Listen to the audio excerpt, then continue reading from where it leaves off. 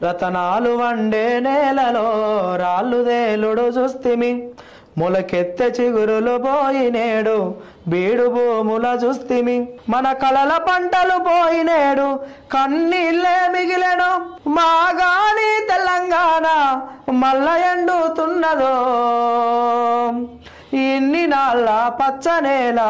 మల్ల ఎండ వట్టెనో పాడి పంటల పాలమోరు పస్తులుండవట్టెనో ఇల్లు పిల్లల చూసినోళ్లకు వలసబోవుడైతదో